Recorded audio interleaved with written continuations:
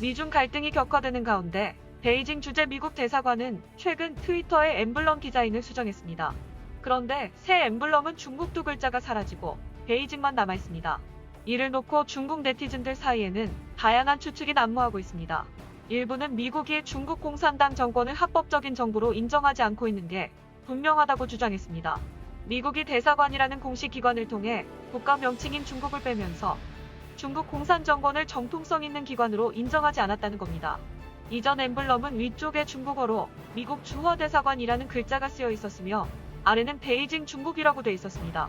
또 글자는 흰색으로 바탕색은 파란색이었습니다. 하지만 새 엠블럼은 바탕색에 파란색이 사라진 외 중국 두 글자도 없어졌습니다. 미국 대사관은 12일 트위터 엠블럼을 수정한 이유에 대해 미 국무부에 의한 미국 제외공간 브랜드 계획의 일환이라고 설명했습니다. 그러면서 이 게시물 사진은 짐바브웨와 미얀마 등 일부 국가의 엠블럼과 중국 주재 미국 대사관 엠블럼이 새로운 디자인으로 바꿔진 것일 뿐이라고 했습니다. 그러나 그렇게 바꾼 이유에 대해서는 설명하지 않았습니다.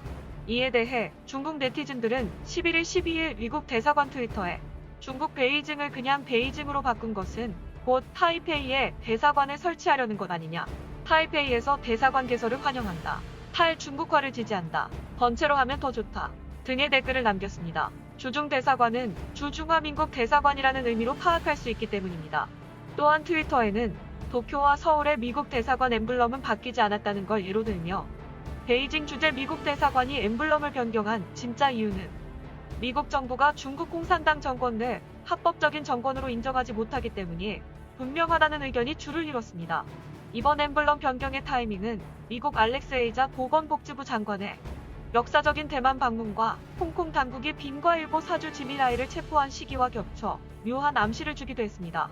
11일 베이징 주재 미국 대사관 트위터는 지미라이 체포에 관한 폼페이오 장관의 트위터 게시물을 중국어로 게시했습니다. 폼페이오 장관은 이번 사건은 CCP가 홍콩의 자유를 빼앗고 국민의 권리를 침해했음이 드러난 명백한 증거라고 강하게 비난했습니다. 폼페이오 장관 역시 지금까지 여러 차례 공개적으로 중국 공산당 정권은 중국인을 대표하지도 않고 중국 기관이 아니다라고 공개적인 입장 표명을 해왔습니다.